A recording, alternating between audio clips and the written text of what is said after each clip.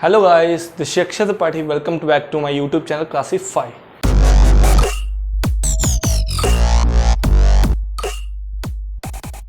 हम लोग इलेक्ट्रोस्टैटिक्स की सीरीज़ कर रहे हैं, तो इसमें आज का हमारा टॉपिक है जो कि लास्ट वीडियो का कंटिन्यूएशन में होगा कि हम लोग इलेक्ट्रिक चार्ज का डिस्ट्रीब्यूशन होता है, जो सिस्टम ऑफ चार्जेस होता है, उसकी वजह से डिफरेंट सिस्टम की वजह से हम लोग फील्ड निकालने की कैलकुलेशन कर रहे हैं।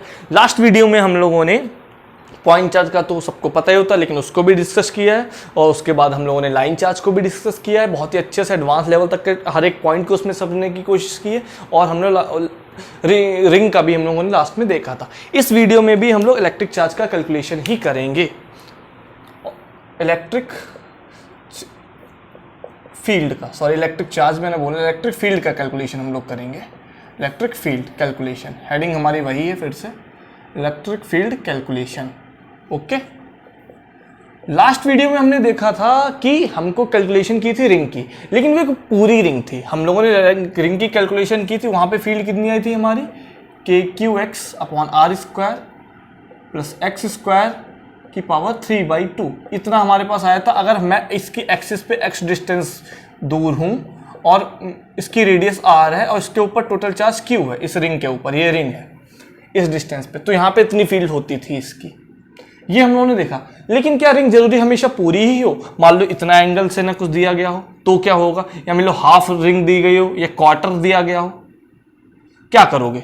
या किसी एंगल पे दी गई हो तो आप क्या कर सकते हो? उसके लिए भी ये वैलिड है? नहीं, ये वहां पे वैलिड नहीं है। उसके लिए हम लोगों को कैलकुलेशंस करनी पड़ेंगी जिनको हम लोग यूज करने वाले हैं, ठीक है। लेकिन बस इसमें आपका ये पॉइंट है कि इनमें हम जो कैलकुलेशंस करेंगे उसके सेंटर पे रखा हुआ होगा।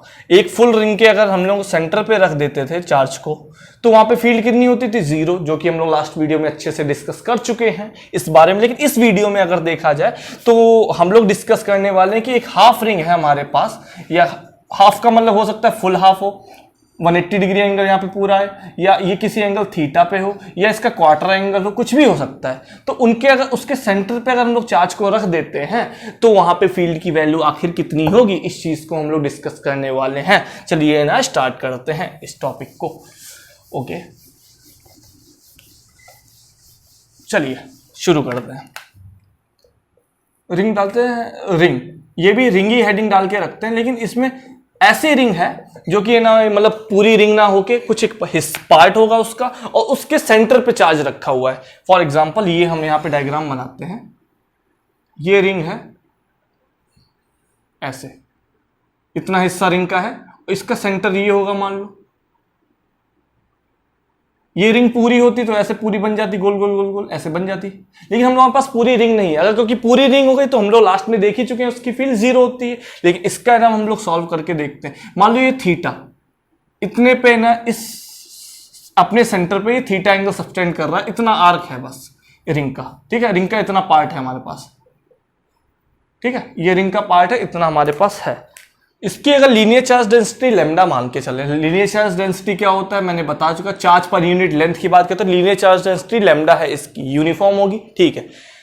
इतनी हमारे को अगर दी गई है तो हम लोग इसकी कैलकुलेशंस करने वाले हैं, ठीक है।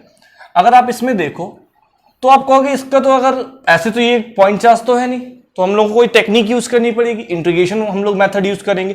तो क्या इसमें ऐसा कर दें कि जिससे ना हमारे पास कैलकुलेशंस भी आ जाए, लेकिन पॉइंट चार्ज का तरीका यूज करें, क्योंकि डायरेक्टली अप्लाई करोगे पॉइंट चार्ज तो है नहीं जिसको आप डायरेक्टली अप्लाई कर सकते। तो अगर मैं इसका एक एलिमेंट ले लूं, अब एलिमेंट कैसे लेता हूं, मैं इसको हाफ से पहले बाइसेक्ट कर देता हूं। मैं कहता हूं एक मैं छोटा सा एलिमेंट लेता हूं, यहाँ पे इतू सा एलिमेंट लेता हूं, जिसका मैं एलिमेंट की लेंथ हो गई dr, मान लो उस एलिमेंट की लेंथ है dr, ठीक है। तो उसके ऊपर चार्ज कितना होगा, लैम्डा dr, इतना चार्ज होगा dq। अगर मैं उस चार्ज को बोल दूं dq तो वो charge lambda dr। Linear charge density क्या मतलब, पर यूनिट लेंथ कितना चार्ज है, वो लैम्डा है। उसमें किसी भी नंबर को मल्टीप्लाई, किसी लेंथ को मल्टीप्लाई करो तो उस लेंथ में चार्ज आपका मिल जाएगा। हमारे पास dr लेंथ है तो हमने dr में चार्ज निकाल लिया, ठीक है। ये हमने कहा कि हमने एक एंगल फाई पे चले गए, वहां पे निकाला है। इस चीज को हम समझ के, मतलब हम ऐसे यहाँ पे अगर मैं थोड़ा सा बड़ा क्लीन डायग्राम बनाता हूं, ऐसे है, मैं हाफ से मैंने बाइसेक्ट किया, ये मान लो आपका सेंटर पॉइंट है। तो अगर आप इस यहां से फाई एंगल चले गए, वहां पे जाके आपने एलिमेंट लिया, ये छोटा सा एलिमेंट लिया आपने, ठीक है, ये आपने छोटा सा एलिमेंट लिया फाई एंगल पे जाके डी फाई का, ये एंगल डी फाई है आपका। यहाँ पे आपने छोटा सा एंगल लिया, छोटा सा एलिमेंट लिया, इसको बोल दिया आपने डी आर, जिसके ऊपर चार्ज कितना है हमारा डी क्यू कितना है लैम्डा डी आर। ठीक है, बहुत अच्छी बात है। तो इसकी वजह से इधर फील्ड एक पॉइंट चार्ज की तरह बिहेव करेगा, क्योंकि बहुत ही छोटा है जिसको हम लोग पॉइंट चार्ज की तरह ट्रीट कर सकते हैं, बिल्कुल ट्रीट कर सकते हैं। तो ये लैम्डा, तो इसकी वजह से यहाँ पे कुछ फील्ड आएगी, बिल्कुल फील्ड होगी। वो फील्ड कैसे होगी, ऐसे इस डायरेक्शन में जा रही होगी फील्ड। मान लो फील्ड वो कितनी होगी, डीई, छोटे से चार्ज की वजह से छोटी सी फील्ड डीई होगी। उसकी वैल्यू कैलकुलेट अगर हम लोग करें, अब इस डायग्राम को मैंने इसलिए यहाँ पे रफ अलग से बनाया कि मैं उस चीज को यहाँ पे लिख सकूं। अब ये यहाँ पे ऐसे आएगा, तो इसकी फील्ड कैसे होगी, डीई इधर होगी, बिल्कुल होगी। अगर ये एंगल फाई है तो ये भी एंगल फाई होगा, बिल्कुल फाई होगा, क्योंकि अल्टरनेट इंटीरियर एंगल ये बिल्कुल फाई होगा, अपोजिट एंगल से, तो ये फाई हो गया। अब ये एक लाइन में नहीं ना, अब इसको अगर मैं कंपोनेंट करके कोशिश करूं, क्योंकि ये एक बिल्कुल ऐसे, तो मैं दो कंपोनेंट्स में इसको डिवाइड करना चाहता हूं। मैं कहूंगा इसको एक हॉरिजॉन्टल एंड वर्टिकल कंपोनेंट में डिवाइड कर लें, तो डीई का डीई कॉस फाई, जो कॉस वाला कंपोनेंट होगा हमारा वो नीचे आ जाएगा, सिंपल मैथ्स। साइन कंपोनेंट आएगा वो है इधर आ जाएगा, डीई साइन फाई, बिल्कुल अच्छी बात है, बहुत बढ़िया। यहां तक बिल्कुल हमको समझ आएगा। डीई को हमने ब्रेक कर दिया, डीई कॉस फाई में, D sine phi, D sine phi इधर, डीई कॉस फाई इधर। ये इस एलिमेंट के, क्या ऐसे एक ही एलिमेंट है, नहीं ना, ये बहुत सारे छोटे छोटे एलिमेंट से मिलके ये रिंग का जितना पार्ट है ये हमारा बना हुआ है। तो क्या एक इधर भी वैसा एलिमेंट नहीं प्रेजेंट होगा, हाँ बिल्कुल प्रेजेंट होगा। उसकी वजह से फील्ड क्या ऐसे नहीं आएगी, हाँ बिल्कुल आएगी, इस डायरेक्शन में आएगी। तो उसका भी जब एक कंपोनेंट होगा तो एक कंपोनेंट कॉस ऐसे आ जाएगा, साइन इधर चला जाएगा, उसका भी। जैसे अगर मैं बनाऊं इस एलिमेंट की बात करूं, छोटे से एलिमेंट की, तो उसकी वजह से फील्ड कैसे होगी, इधर आएगी। मान लो वो भी हमने फाई एंगल पे ही लिया जाके, इधर से, अभी हम लोग इधर से फाई इधर गए थे, अब हम लोग फाई इधर चले जाते हैं। अगर फाई इधर चले गए तो वैसा एक सिमिलर एलिमेंट हमको फिर से मिल जाएगा। तो हमने इधर जाके एलिमेंट लिया, उसकी वजह से फील्ड निकाली, उसकी वजह से फील्ड कितनी होगी, डी ही।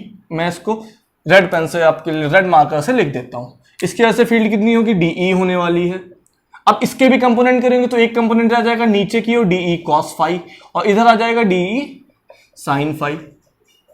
तो क्या आप इस चीज को देख पा रहे हो कि नहीं, कि डीई साइन फाई इस साइड में भी, डीई साइन फाई उस साइड में भी, तो दोनों आपस में कैंसिल आउट कर देंगे। अगर इधर उधर है तो दोनों आपस में एक दूसरे को कैंसिल आउट कर देंगे, बिल्कुल कर देंगे। और लेकिन डीई कॉस कंपोनेंट्स होंगे वो सारे जुड़ते चले जाएंगे। मतलब इस रिंग का जो रिस्पॉन्सिबल, इस रिंग का कोई एक एलिमेंट है, वो जो भी फील्ड प्रोड्यूस कर रहा है उसका इफेक्टिव पार्ट कौन सा है, सिर्फ उसका कॉस कंपोनेंट। साइन कंपोनेंट सारे आपस में कैंसल आउट हो जाएंगे। ये पॉइंट आपको समझ आ गया होगा। अब मैं इस चीज को अगर थोड़ा सा रफ कर देता हूं, जिससे ये आपका मैं यहाँ पे कैलकुलेशंस करके दिखा सकूं।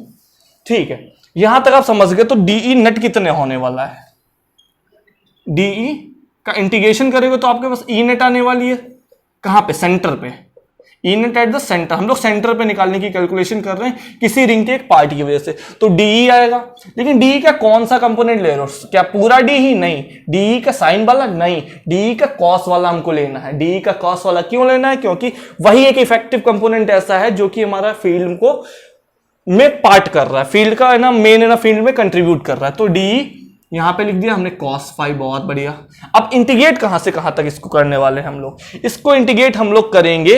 अब आप थोड़ा सा हमको सोच के बताओ, अगर ये हमारे पास ऐसे आर्क था, हम उसके सेंटर से उसको मैंने बाइसेक्ट किया था, अगर ये सेंटर पॉइंट था तो इसको मैंने बाइसेक्ट किया था। पूरा हमारा पता है हमको थीटा है, हम फाई हमने माना है कि हम इतना दूर एलिमेंट को लेंगे जाके, लेकिन वेरी कहां से, एलिमेंट आप फाई कहां तक ले जा सकते हो, इधर थीटा बाई 2, तो थीटा टोटल थीटा है, तो उसके आधे पे जाओगे तो थीटा बाई 2 हो जाएगा। तो आप माइनस थीटा बाई 2 से प्लस थीटा बाई 2 तक ही तो लेके जा रहे हो, यहां से आप ऐसे घूम के जा रहे हो, तो टोटल आपकी रेंज क्या होगी, माइनस थीटा बाई 2 से प्लस थीटा बाई 2 तक चले गए। इतना ही तो आप जाने वाले हो, यहां से यहां तक। ठीक है, ये आपको पॉइंट क्लियर हो गया होगा, आई होप। ठीक है, बहुत बढ़िया। अब इसमें आगे आप सोचो, ठीक है, डीई की वैल्यू तो हम लोग कैलकुलेट कर लें, क्या डीई की कुछ वैल्यू होगी। एक पॉइंट चार्ज की वजह से किसी पॉइंट पे अगर इसकी रेडियस आर है, तो किसी पॉइंट चार्ज की वजह से उसके ना आर डिस्टेंस दूर वहां पे फील्ड कितनी होती है, डीई सिंपली कितनी होगी, के क्यू, उसका चार्ज कितना है, डी क्यू का लैम्डा डी आर। यहां पे आप क्या लिखने वाले हो, पूरा चार्ज क्यू तो लिखोगे नहीं इसका, जो भी चार्ज होगा वो तो लिखना नहीं, सिर्फ एलिमेंट का चार्ज आपको लिखना है। तो वो कितना होगा, lambda D R D Q charge. और कितने डिस्टेंस पे, आर स्क्वायर पे। क्या आर बदलने वाला है, नहीं। के बदलने वाला है, नहीं बदलने वाला। इसको यहाँ पे डाल देते हैं थोड़ा सा। अब यहाँ पे अगर इस चीज को लिख देते हैं minus theta by two to plus theta by two, D की जगह पे इसको रिप्लेस कर दो K lambda D R upon R square. अब यहाँ पे बचा आपके पास कॉस फाई को भी ऐसे लिख लिया। लेकिन यहाँ पे कुछ इंटीग्रेशन आपका देखिए, कॉस फाई थीटा इनके टर्म में, तो डी आर को आप चेंज कर सकते हो क्या, क्योंकि ये तो सारे कांस्टेंट है, तो डी आर ही आपका इकलौता बचा। तो डी आर को कैसे चेंज करोगे जरा आप बताओ।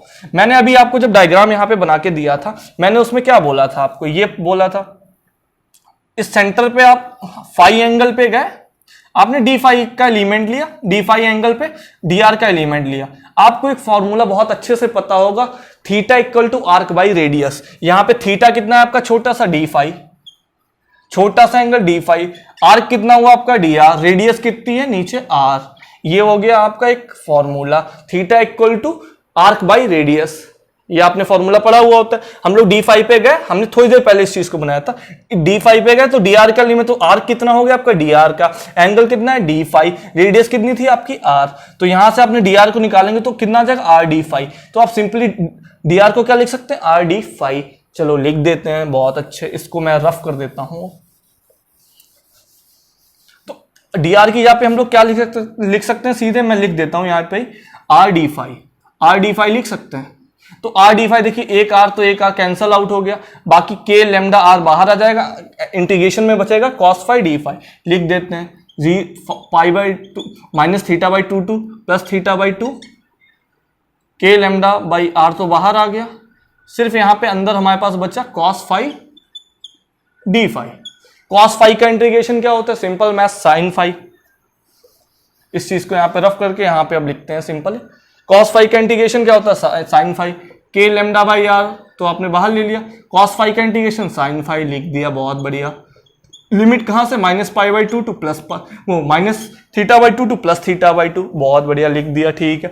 इसमें लिमिट डाल देते हैं, चलिए डालते हैं, क्या होगा, minus sine theta by to डालेंगे तो यहाँ पे आ जाए, पहले plus sign theta by to डालेंगे ना, अपर लिमिट डालते हैं, लोअर लिमिट बाद में डालते हैं। तो sine theta by two minus times minus of minus sine theta by two, ये तो डालोगे।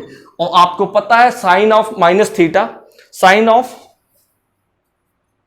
Minus theta equal to minus sine theta, ये होता है। इस चीज का आप यहां पे यूज करने वाले हैं, तो साइन ऑफ माइनस थीटा क्या देगा, minus sine theta by to हो जाएगा यहां पे। तो इसका माइनस माइनस फिर प्लस हो जाएगा, तो प्लस आ जाएगा sign theta by two plus sign theta by two. ये कैसे आया मैं आपको एक बार बता चुका हूं, फिर से बोल देता हूं। Sine of minus theta minus sine theta होता है, तो यहाँ पे minus sine theta by two है, तो वो बाहर माइनस साइन आ जाएगा तो प्लस हो जाएगा। तो sine theta by two two sine theta by two, यहां से मल्टीप्लाई हो जाएगा, तो आपका आएगा two K lambda by R sine theta by two. ये आपकी value sine theta by two, sine के अंदर है थीटा बाई टू, ये आपके आ गई ई नेट। ये आपका बहुत अच्छे से फॉर्मूला आपने देख लिया। तो ये क्या आया, इलेक्ट्रिक फील्ड एक रिंग के पार्ट जिसका जो थीटा एंगल सबसेंड करती है उसकी वजह से होती है two K lambda by R sine theta by two, जो कि ऐसे आएगी, यहां पे इसके देख रहे हैं आप, ऐसे आ रही है यहाँ पे मेन इस एक्सिस पे, ठीक है। अब इसको चलो हम लोग डिफरेंट के लिए कैलकुलेट करते हैं, क्या ये वैलिड है, ये फॉर्मूला हमने जो निकाल के रखा है क्या ये हमारा वैलिड है। ये कैलकुलेशंस में रफ कर देता हूं, आप इसको नोट भी कर सकते हैं चाहे तो, बिल्कुल यहां से हटा दे रहा हूं, सीधे फॉर्मूला लिख लेते हैं। मैं डायरेक्ट फॉर्मूला लिखा सकता था, लेकिन उसका सेंस नहीं बनता, क्योंकि आपको कॉन्सेप्ट सीखना बहुत जरूरी है कि कहां से ये आया आखिर। जिसका जिसका जरूरी है उनका सीखना बहुत जरूरी है। यहां पे हमारे पास फॉर्मूला क्या बन गया, फॉर्मूला हमारे पास लिख के आया, यहां पे मैं लिख देता हूं, E net equal to two K lambda by R sine of theta by two, ठीक है।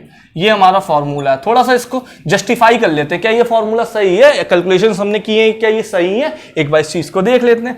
अगर मेरे पास फुल रिंग है तो उसके सेंटर पे रखा होता तो हमको पता है जीरो होता ही है, ये हमको पता है, लेकिन क्या ये फॉर्मूला वहां पे पहुंचा रहा है हमको, एक बार ट्राई कर लेते हैं, ठीक है। थीटा यहाँ पे कितना होगा, थीटा यहाँ पे 360 डिग्री होने वाला है, बिल्कुल 360 डिग्री होने वाला है। तो यहाँ पे 360 डालोगे तो कितना हो जाएगा, 360/2 180 डिग्री, साइन 180 कितना होता है, साइन पाई कितना होता है 0, 0 को मल्टीप्लाई कर दोगे यहाँ पे ई नेट कितना आने वाला है 0, जो कि आपको खुद पहले से ही पता था, आपने ये प्रूफ कर दिया। हाँ ये फुल रिंग के लिए तो वैलिड है उस पॉइंट के, लेकिन हाँ ये सेंटर के लिए है, ऐसा नहीं इसकी एक्सिस पे कहीं पे भी बाहर रख दो, वहां के लिए बात नहीं हो रही है, सिर्फ सेंटर के लिए बात हो रही है, सिर्फ सेंटर के लिए निकाला गया है।